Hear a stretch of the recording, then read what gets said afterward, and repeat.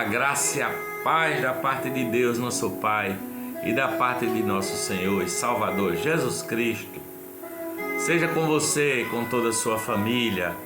Hoje estou aqui agradecido a Deus porque concluí mais uma obra de arte, retrato da família espanhola de Janinha. Esse aqui, ó, retrato artístico a grafite da família de Janinha. Se você quiser uma obra de arte assim, feita à mão, um desenho artístico, um retrato seu, da sua família, ou algum presente que você quer dar para alguém, você entre em contato comigo que nós faremos com todo o amor. Hoje eu quero refletir com você no texto que está aqui em Romanos capítulo 8, que fala das aflições, não é? No versículo 18 ele diz: tenho para mim por certo que as aflições deste tempo presente não são para comparar com a glória que em nós há de ser revelada. E aqui no versículo 27 ele diz assim, olha: aquele que examina os corações sabe qual é a intenção do Espírito, e é ele que segundo Deus intercede pelos santos. E nós sabemos que todas as coisas contribuem juntamente para o bem daqueles que amam a Deus, daqueles que são chamados por seu decreto, porque os que de antes conheceu também os predestinou para serem conformes à imagem de seu Filho, a fim de que ele seja o primogênito entre muitos irmãos. E aos que predestinou, a estes também chamou, aos que chamou, a estes também justificou, e aos que justificou, a estes também glorificou. Esta é a palavra de Deus. Graças a Deus pela sua palavra, graças a Deus que todas as coisas contribuem conjuntamente para o bem dos que amam a Deus. Todas as coisas. Tem gente que acha que a vida tem que ser um mar de rosas. Ora, a palavra, Jesus disse: no mundo tereis aflições, mas tende bom ânimo, porque eu venci o mundo. Então, as piores coisas, que na verdade todas essas aflições são frutos da maldição, a maldição do pecado do ser humano, não é?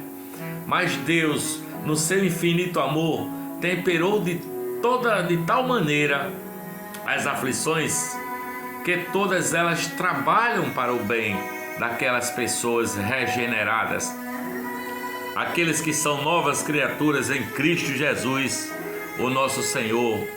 E dessa forma, qualquer das aflições, as piores coisas que aconteçam àquele regenerado, não é? São males que contribuem para o bem dos que amam a Deus. Portanto, a aflição Deus tem assim uma mão especial nelas, nas aflições, para fazer o bem para aqueles que amam a Deus, não é? O Todo-Poderoso me atingiu, disse Ruth, capítulo 1, versículo 21. Jó olhou para a sua aflição.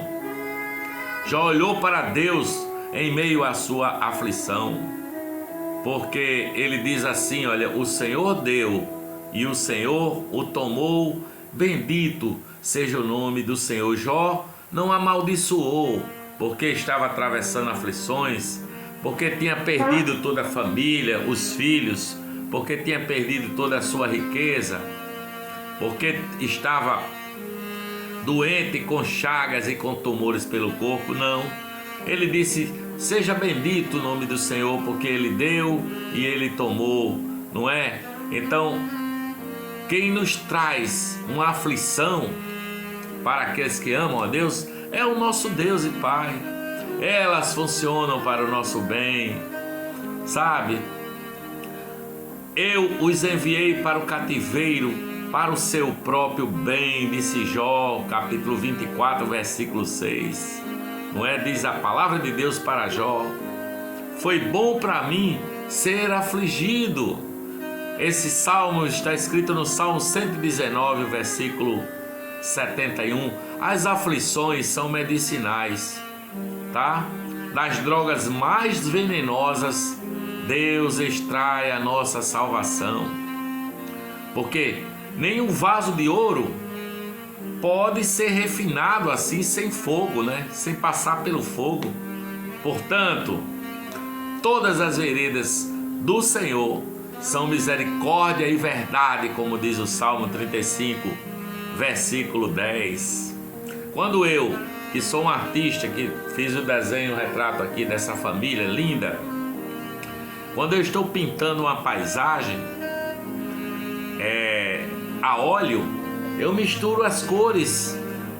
Muitas vezes as cores são vibrantes, vermelhos vibrantes, verdes vibrantes, não é? Azuis intensos.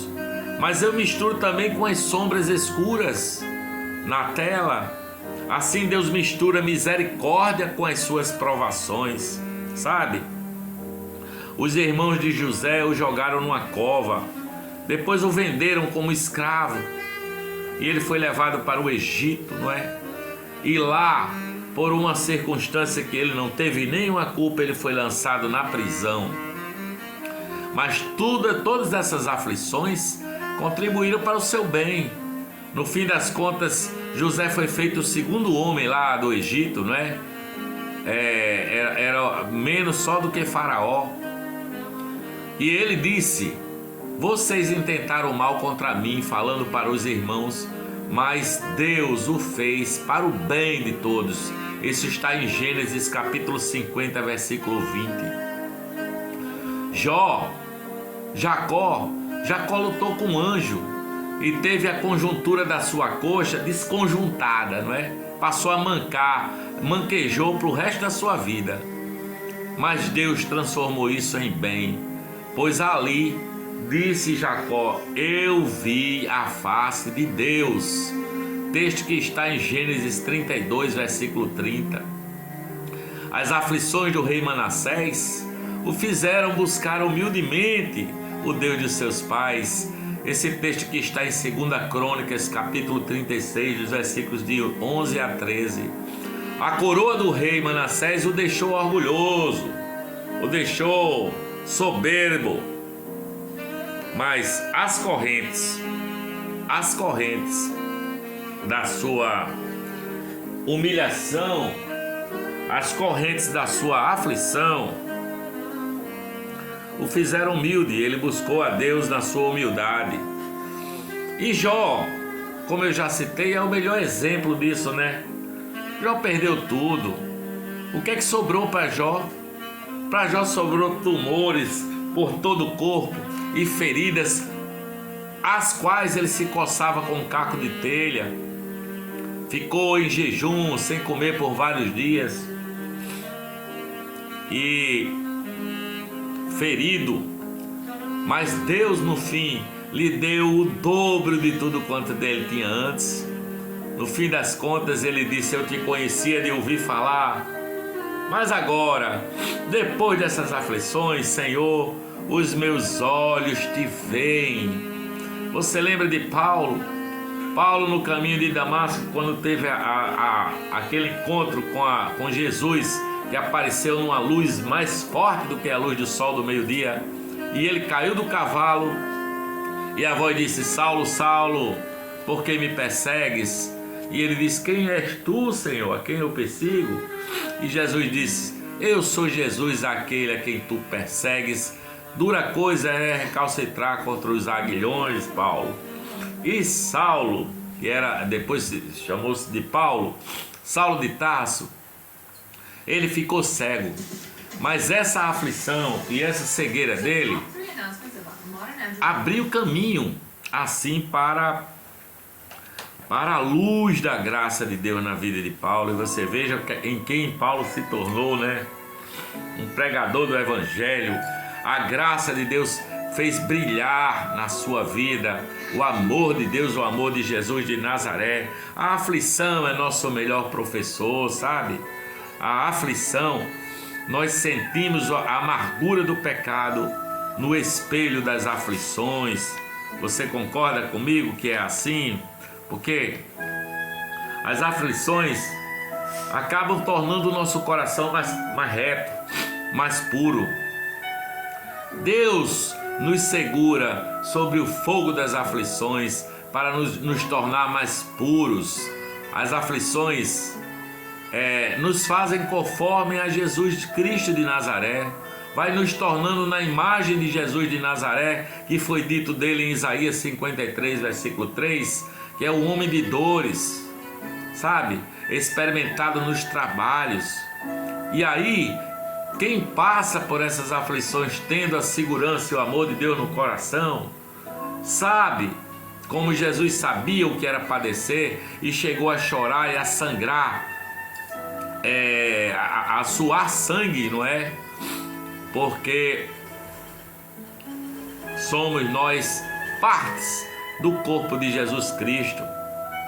Ele é a cabeça, nós somos parte. Ora, a cabeça dele foi coroada de espinhos e ele bebeu esse cálice amargo até o fim. E só em pensar isso, ele suou gotas de sangue, só em pensar no que ele ia atravessar, né? Portanto, os sofrimentos de Jesus de Nazaré nos expiaram dos nossos pecados, acabaram com as nossas culpas, porque os nossos sofrimentos servem para nos disciplinar, tá certo?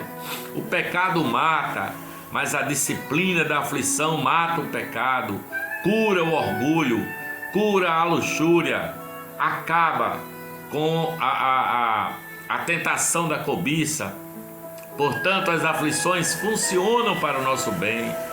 A nossa tristeza se transformará em alegria, como aconteceu com Jó, como está dito no capítulo 16 de Jó, versículo 20. Paulo e Silas estavam presos, mas eles cantavam na prisão músicas de louvores, sabe? Sem a vara da aflição, nós ficamos orgulhosos, nós ficamos babacas, nós ficamos assim em estado de pecado e vamos de pecado em pecado até o inferno. Se nós estivermos sem a disciplina, aí não somos filhos, nós somos bastardos, não é? Se assim nós vivermos. Agora, se nós suportamos as aflições, Deus nos trata como filhos, como está em Hebreus capítulo 12, versículo 7. Portanto, eu digo a você, feliz é o homem a quem Deus corrige, como está em Jó capítulo 5, versículo 17. O filho pródigo, daquela parábola do filho pródigo, voltou para a casa de seu pai, no meio da sua necessidade, quando ele estava querendo comer as bolotas dos porcos que ele estava cuidando. E ele disse, puxa vida, agora que eu caí em mim, essas minhas aflições me fizeram pensar que na casa do meu pai há comida para todo mundo, há acolhimento, há carinho até para os trabalhadores. Eu vou voltar para a casa do meu pai, como está em Lucas capítulo 15, versículo 13. A aflição nos aproxima de Deus, cara. Você pensa que a aflição é alguma coisa que você não vai suportar? Se você tiver Deus no coração, se você crê em Jesus como Senhor e Salvador, você pode dizer assim como disse Jó no capítulo 13, versículo 5: ainda que ele me mate, nele confiarei, nele confiarei. Os vasos de misericórdia são primeiro temperados com aflição, para que então depois seja enchido como o vinho da glória. O vinho da glória é enchido até transbordar. O cálice que é temperado com as aflições nessa vida. Portanto, a mais leve e momentânea tribulação, diz o Evangelho, produz para nós um peso de glória eterna na eternidade. Pare de lamentar pelas suas aflições. Faça das aflições um remédio para a sua alma, sabendo que Jesus de Nazaré já pagou um preço altíssimo naquela cruz do Calvário, e Ele mesmo passou por aflições que nós não passaremos. Tamanhas as aflições que Ele passou, a ponto dele dizer: meu Deus, por que me desamparaste? Nós nunca teremos essa experiência, graças a Deus, de ser desamparado por Deus, porque Ele nunca nos deixará, nem nunca nos desamparará. Tá bom? Essa é a mensagem do Evangelho hoje aqui do nosso canal. Se você gosta aqui das nossas reflexões, se elas falam ao seu coração através do Espírito Santo, se inscreva, ative aquele sininho na opção todas para receber as notificações dos nossos vídeos. Agora também curta, que é importante, e faça seus comentários. Tem pouca gente aqui, tem muitos inscritos e poucos fazem seus comentários, poucos dão joinha. Por favor, faça isso para a gente fazer crescer o canal. Comente, faça seus comentários e compartilhe do nosso canal, para que mais e mais pessoas sejam abençoadas e a palavra de Deus e o bom perfume de Jesus Cristo de Nazaré enche esse planeta com o seu cheirinho, o cheirinho de vida para a vida, o cheirinho de vida para a vida. Pense no que eu falei: as aflições nesse tempo presente não estão para comparar com a glória eterna que em nós há de ser revelada. A natureza toda geme, esperando a manifestação dos filhos de Deus. Eu por aqui vou agradecendo a vocês aqui do canal, todos vocês, vou dando glória a Deus também, agradecido pelo dom que Ele me fez de ser artista, não é? Pelo trabalho feito aqui mais recente da família de Janinha. E por aqui eu me despeço de vocês dizendo, em nome do Pai, o Pai de todas as consolações esteja com você, em nome do Filho Jesus Cristo, nosso Senhor e Salvador, pelas consolações do Espírito Santo, eu digo graças a Deus.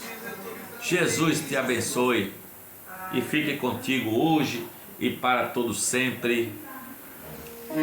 Amém.